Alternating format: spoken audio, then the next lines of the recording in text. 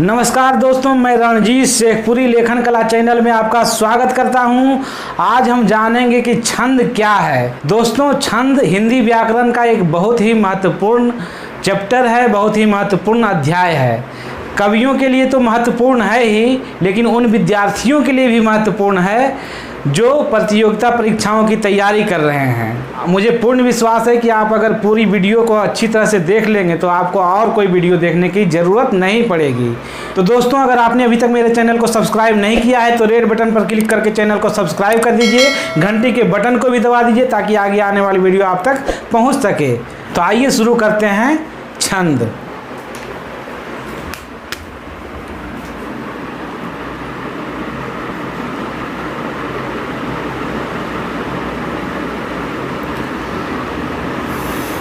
दोस्तों, छंद को हम दो पार्ट में देखेंगे। एक तो छंद के अंगों के बारे में जानेंगे और दूसरी तरफ छंद के प्रकार को जानेंगे।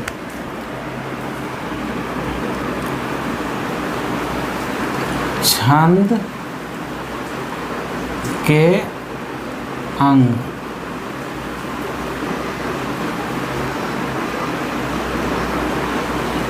इधर जानेंगे छंद के प्रकार। दोस्तों, छंद के 8 अंग होते हैं। वर्ण, मात्रा, क्रम, यति, गति, तुक, गण एवं चरण। ये छंद के 8 अंग हैं या 8 तत्व हैं। वर्ण, मात्रा, क्रम, यति, गति, तुक, गण, चरण। अब आइए छंद के प्रकार के बारे में जानते हैं कि छंद कितने प्रकार के होते हैं। छंद 3 प्रकार के होते हैं। कौन कौन? मात्रिक छंद, मात्रिक छंद, दूसरा वर्णिक छंद और तीसरा मुक्त या मुक्तक छंद। छंद कितने प्रकार के होते हैं? 3 प्रकार के। कौन कौन? मात्रिक छंद, वर्णिक छंद, मुक्तक छंद। तो दोस्तों, अब छंद की परिभाषा देख लेते हैं।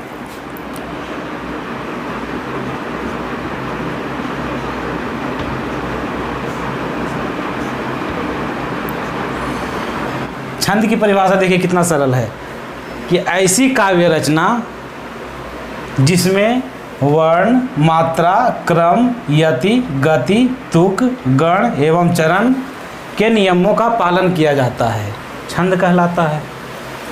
ऐसी काव्य रचना, ऐसी काव्य रचना जिसमें वर्ण, मात्रा, क्रम, यति, गति, तुक, गण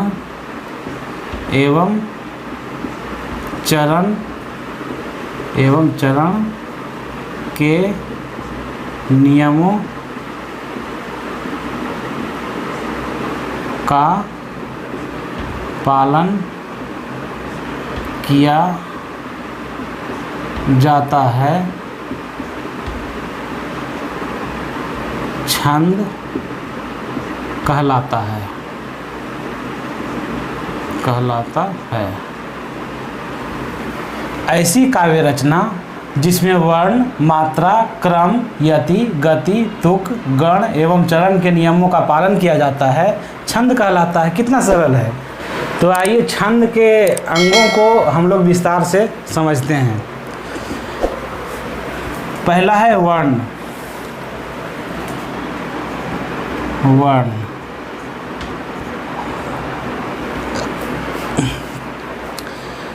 जिस ध्वनि में स्वर शामिल हो वर्ण कहलाता है। कितना सरल परिभाषा है। जिस ध्वनि में स्वर शामिल हो, जिस ध्वनि में स्वर शामिल हो वर्ण कहलाता है। जिस ध्वनि में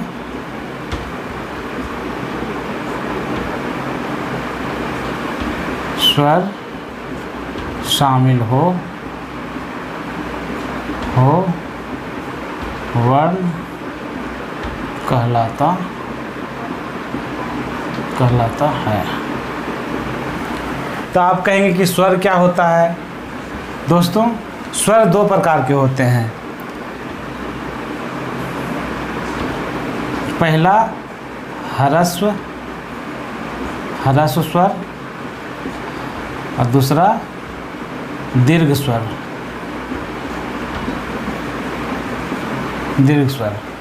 ह्रस्व स्वर कौन कौन है? अ, ह्रस्व ई, ह्रस्व उ, री एवं चंद्र बिंदु। अ, ई, उ, री एवं चंद्र बिंदु। दीर्घ स्वर कौन कौन है? आ, दीर्घ ई, दीर्घ उ, आ, ई, उ, ए, ओ, औ, अन, अह। ये हो गए दीर्घ स्वर। जितने भी ह्रस्व स्वर हैं उनमें एक मात्रा पाई जाती है और जितने भी दीर्घ स्वर हैं उनमें दो मात्राएं पाई जाती है।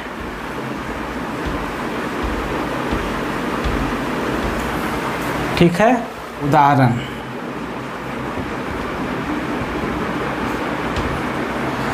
जैसे क,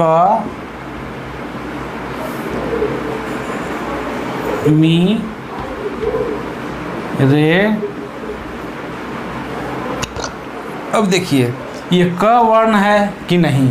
जी हाँ, क वर्ण है, इसलिए कि इसमें स्वर शामिल है। ये हो गया आधा क प्लस अ मिल करके क बना है। इसी तरह से म प्लस दीर्घ ई मिल करके मी बना है। इसी तरह से र प्लस ए मिल करके रे बना है।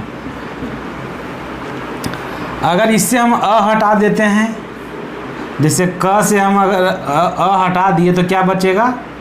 आधा क बचेगा। तो ये वर्ण नहीं है, इसलिए कि इसमें स्वर नहीं है। इसमें स्वर है आधा क प्लस अ स्वर है,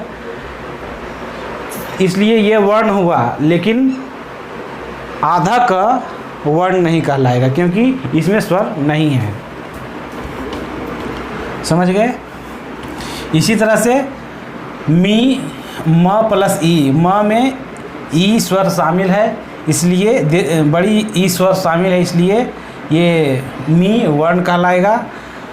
रे में र प्लस ए वर्ण शामिल है, ए स्वर शामिल है, इसलिए रे भी वर्ण कहलाएगा। इस मतलब जो आधा हो, जिसमें हलंत लगा हुआ हो, वह वर्ण नहीं कहलाएगा। बाकी जिसमें स्वर शामिल रहेगा वो वर्ण कहलाएगा।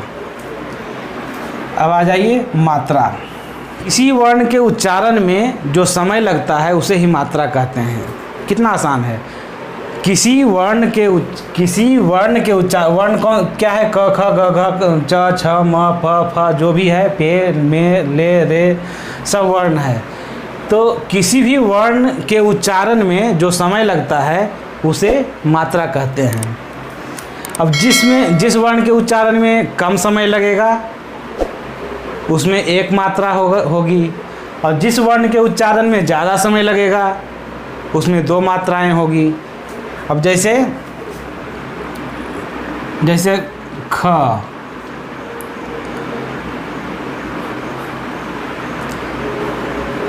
गी,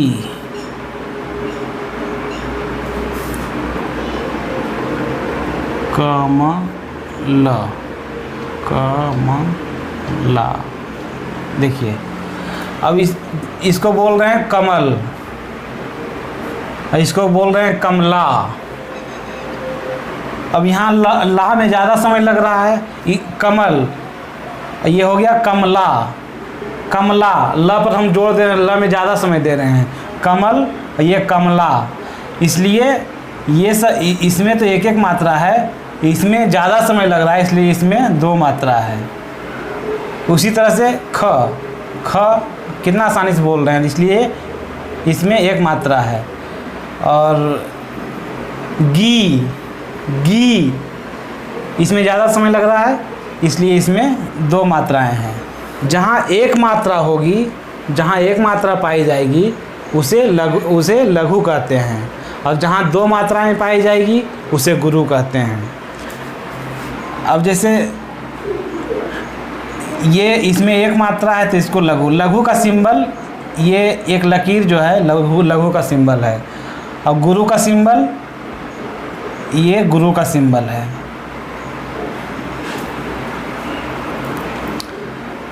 तो इसमें भी 1 मात्रा है, तो ये हो गया लघु, लघु गुरु। मतलब जिसमें 1 मात्रा होगी वो लघु कहलाएगा, और जिसमें 2 मात्रा होगी वो गुरु कहलाएगा। लघु का सिंबल एक है, ये एक लकीर है, और गुरु का सिंबल ये एस है। ठीक है दोस्तों, अब आइए क्रम। छंद में कहीं कहीं पर वर्णों एवं मात्राओं का एक निश्चित क्रम होता है। छंद में कहीं कहीं पर वर्णों एवं मात्राओं का एक निश्चित क्रम होता है, इसलिए क्रम को छंद के अंग में रखा गया है। ठीक है। उसके बाद यति। यति को बतलाने से पहले एक दोहा लिख लेते हैं तो अच्छी तरह से हम आपको समझा पाएंगे। पवन तनय संकट हरण मंगल मूर्ति रूप। हनुमान चालीसा पढ़ते होंगे तो सबसे लास्ट में ये दोहा भी पढ़ते होंगे। तो पवन तनय संकट हरण मंगल मूर्ति रूप राम लखन सीता सहित हृदय बसहु सुर भूप। आइए दोस्तों, यति क्या है? यति का मतलब होता है विराम।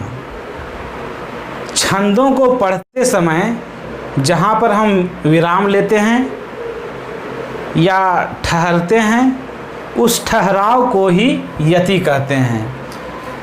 छंदों को पढ़ते समय, छंद को पढ़ते समय जहाँ पर हम विराम लेते हैं या ठहरते हैं, उस ठहराव को ही यति कहते हैं। पवन तनय संकट हरण, यहाँ पर थोड़ा सा विराम लेते हैं, फिर मंगल मूर्ति रूप, फिर वहाँ पर विराम लेते हैं। राम लखन सीता सहित, फिर यहाँ पर विराम लिए, हृदय बसहु सुर भूप। तो इस तरह से जहाँ पर हम विराम लेते हैं, यहाँ पर विराम लिए तो यहाँ पे एक कौमा है या मतलब इसको कह सकते हैं अर्ध विराम है। देखिए यहाँ भी अर्ध विराम का चिन्ह है, यहाँ पूर्ण विराम का चिन्ह है।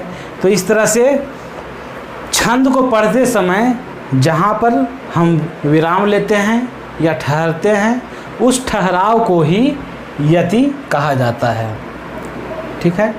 उसके बाद गति। छंद को पढ़ते समय मन में जो लय पैदा होती है, किसी भी छंद को पढ़ते समय मन में एक लय पैदा होती है, उस लय को ही गति कहते हैं। अब जैसे पवन तनय संकट हरण मंगल मूर्ति रूप राम लखन सीता सहित हृदय बसहु सुर भूप। एक लय के माध्यम से हम लोग पढ़े, एक लय में पढ़े तो उस लय को ही गति कहते हैं। तुक, पंक्ति के अंत में समान ध्वनि वाले शब्दों की आवृत्ति को ही तुक कहते हैं। पंक्ति के अंत में समान ध्वनि वाले शब्दों की आवृत्ति को ही तुक कहते हैं या तुकबंदी कहते हैं। जैसे पवन तनय संकट हरण मंगल मूर्ति रूप, राम लखन सीता सहित हृदय बसहु सुर भूप। देखिए समान ध्वनि वाले ये शब्द हैं। रूप, भूप, कूप, धूप, इस तरह से जो भी शब्द होंगे ये समान ध्वनि वाले शब्द हैं। किसी भी सेंटेंस के अंतिम शब्द जिसमें समान ध्वनि हो कि अगर आवृत्ति होगी तो उस आवृत्ति को ही तुक कहते हैं। उसके बाद गण, गण और चरण, ये दोनों आपको हम लिख करके बतलाएंगे। तो आप इसको अगर नोट करना है तो नोट कर लीजिए, स्क्रीनशॉट ले लीजिए, क्योंकि हम इसको डिलीट करेंगे, मिटाएंगे।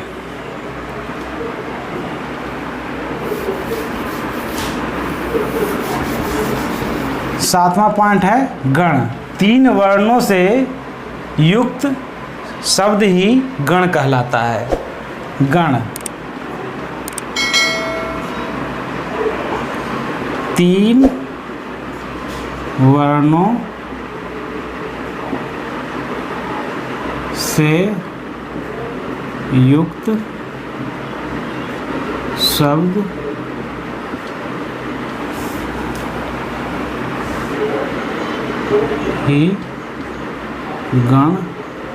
गण कहलाता है। 3 वर्णों से युक्त शब्द ही गण कहलाता है, यानी 3 वर्णों से मिलकर के जो शब्द बनता है उस शब्द को हम गण कहेंगे। गणों की संख्या कितनी है? 8 है। गणों की संख्या 8 है। 8 कौन कौन है? इसका एक सूत्र है।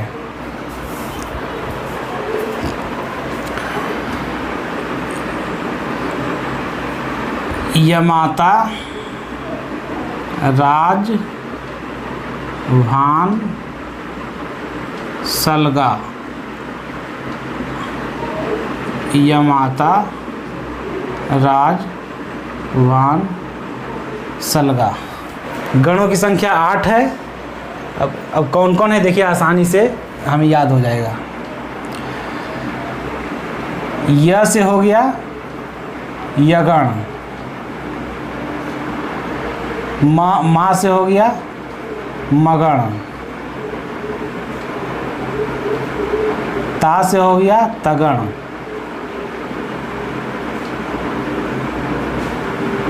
रा से हो गया रगण,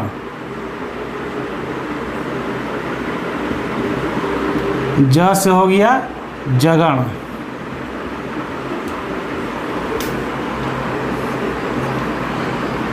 भा से हो गया भगण,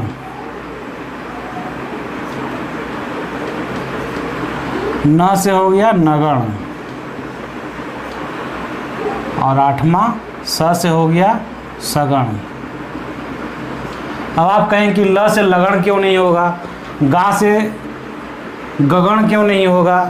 तो इसलिए नहीं होगा कि गण जो होता है 3 वर्णों से मिलकर के बनता है। तो यगण 1 2 3 वर्ण यहाँ तक आ जाते हैं, तो ये 3 मिलकर के यगण बनेंगे। उसी तरह से ये 3 म के आगे 1 2 3, ये 3 मिलकर के मगण बनेंगे। इसी तरह से 3 मिलकर के त से शुरू करते हुए 1 2 3, ये 3 मिलकर के तगण बनेंगे। इसलिए स से शुरू करते हुए 1 2 3, ये 3 मिलकर के सगण बनेंगे। अब अगर ल से लगण अगर हम कहते हैं तो ल से शुरू करते हुए 3 वर्ण कहाँ हो पा रहे हैं? 1 2 ही हो रहे हैं। इसके आगे कुछ रहता तो लगण हो सकता था, लेकिन चूंकि अब 2 ही बचे हैं अब 3 है ही नहीं, इसलिए यहीं तक गण होता है, इसलिए 8 गण, यगण, मगण, तगण, रगण, जगण, भगण, नगण, सगण, ये 8 गण होते हैं। अब इस पे मात्रा हम डालते हैं। तो य में ह्रस्व स्वर है, इसलिए एक मात्रा होगा, एक मात्रा होगी।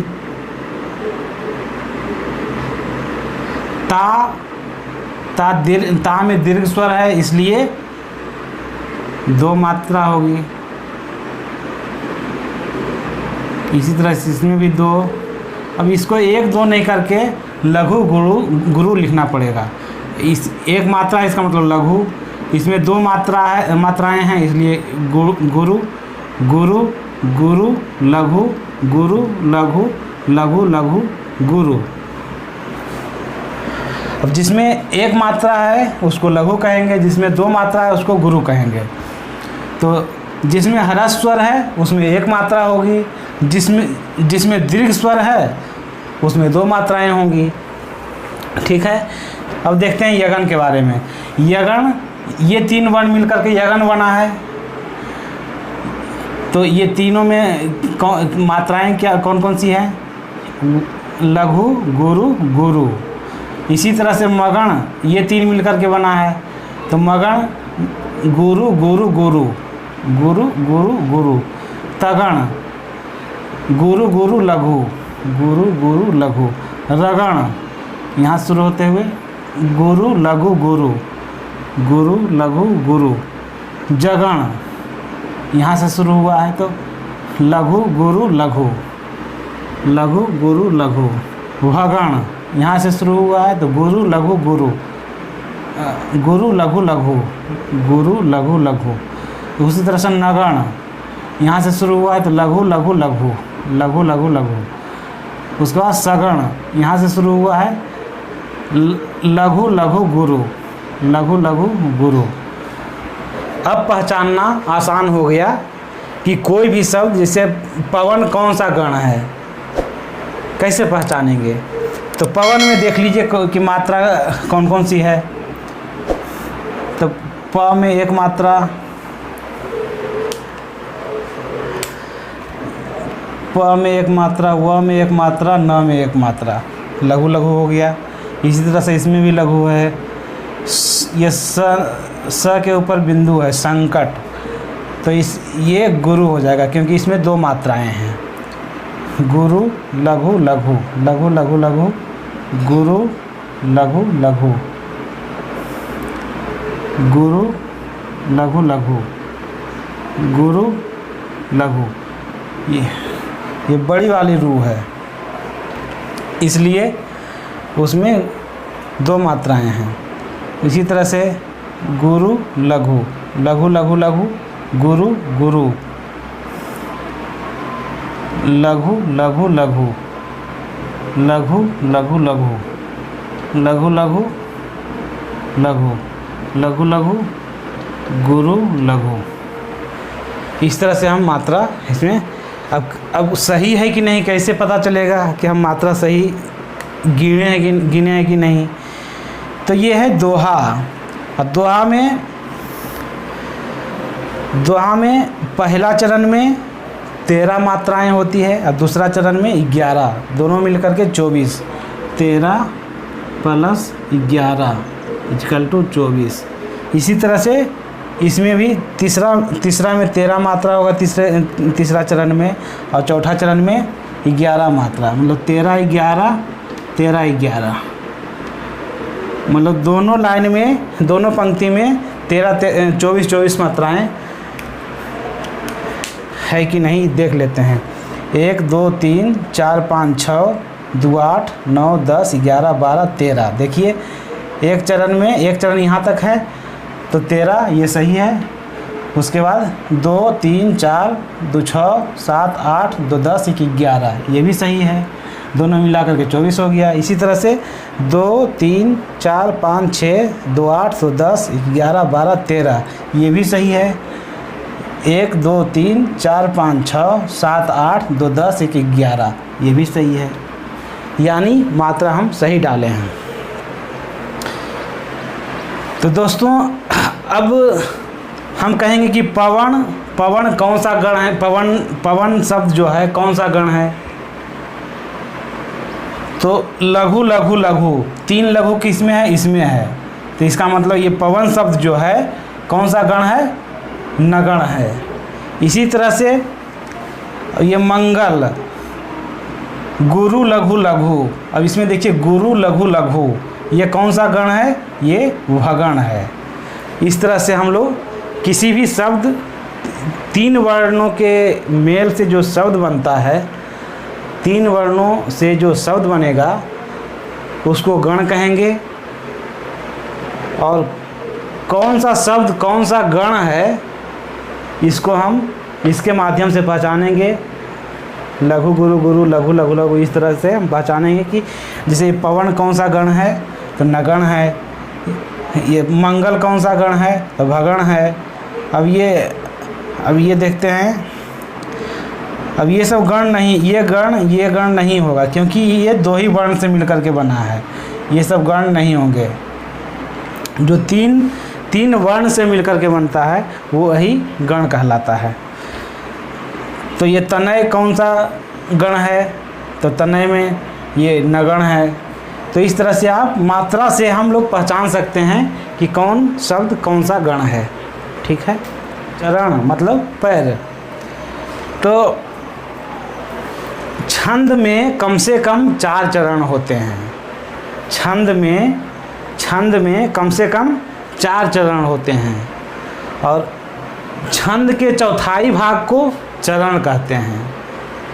कहने का मतलब ये 1 चरण हुआ, ये दूसरा चरण हुआ, ये तीसरा चरण हुआ, ये चौथा चरण हुआ। पवन तनय संकट हरण, ये पहला चरण हो गया। मंगल मूर्ति रूप, ये दूसरा चरण हो गया। राम लखन सीता सहित, ये तीसरा चरण हो गया। हृदय बसहु सुरभूप, ये चौथा चरण हो गया। तो छंद जो है कम से कम 4 चरण मिलकर के बनता है। छंद में कम से कम 4 चरण पाए जाते हैं और छंद के चौथाई भाग को ही चरण कहते हैं। मतलब अब इसको भी, अब ये 4 हिस्सा में बट गए, ये 4 हिस्सा है। देखिए 1 2 3 4। अब इसको भी हम चरण कहेंगे, इसको भी चरण कहेंगे, इसको भी चरण कहेंगे, इसको भी चरण कहेंगे, क्योंकि अब इसको मात्र अब सिर्फ इसको ले लें तो ये 4 हिस्सा में 1 हिस्सा हुआ, मतलब चौथाई भाग हुआ, इसलिए उसको भी चरण कहेंगे। अगर इसको ले लें तो ये भी 4 हिस्सा में 1 हिस्सा है, इसलिए इसको भी चरण कहेंगे। ये भी चौथाई है। तो छंद का चौथाई भाग ही चरण कहलाता है। अब चरण 2 प्रकार के होते हैं। एक होता है सम चरण और दूसरा होता है विषम चरण। विषम चरण, सम चरण, विषम चरण। अब सम चरण मतलब दूसरा और चौथा चरण को हम लोग सम चरण कहेंगे। दूसरा एवं चौथा चरण को हम लोग, क्योंकि अंक भी देख लीजिए 2 और 4 सम है, इसलिए दूसरा और चौथा चरण को सम चरण कहेंगे। इसी तरह से पहला एवं तीसरा चरण को विषम चरण कहेंगे, क्योंकि 1 और 3 ये दोनों अंक विषम है, इसलिए पहला एवं तीसरा ये विषम चरण हो गया, दूसरा एवं चौथा सम चरण हो गया। मैं उम्मीद करता हूँ कि आज की वीडियो आपको पसंद आई होगी। तो दोस्तों अगर वीडियो पसंद आई हो तो आप वीडियो को लाइक कर दीजिए, और अगर मन में कुछ सवाल हो तो कमेंट बॉक्स में लिख सकते हैं। कमेंट बॉक्स वीडियो के जस्ट नीचे नहीं रहता है, उसको जब स्क्रॉल करेंगे ऊपर खिसकाएंगे तो सबसे नीचे में आकर के वो कमेंट का बॉक्स होता है, वहाँ पर आप कमेंट कर सकते हैं। दोस्तों अगली जो वीडियो होगी बहुत ही महत्वपूर्ण वीडियो होगी, क्योंकि कवियों के लिए भी ये मात्रिक छंद बहुत ही महत्वपूर्ण है, और जो विद्यार्थी हैं प्रतियोगिता परीक्षाओं की तैयारी कर रहे हैं उनके लिए भी बहुत महत्वपूर्ण है ये मात्रिक छंद। क्योंकि किसी भी एग्ज़ाम में अगर छंद से प्रश्न आया है तो 90% प्रश्न चांस है कि यहीं से उठेगा। 90%, 90-95%। इसलिए छंद, ये मात्रिक छंद बहुत ही महत्वपूर्ण है, कवियों के लिए भी और विद्यार्थियों के लिए भी। तो अगली वीडियो में फिर मिलेंगे, तब तक के लिए आपसे विदा लेता हूँ। जय हिंदी, जय उर्दू, जय हिंदुस्तान।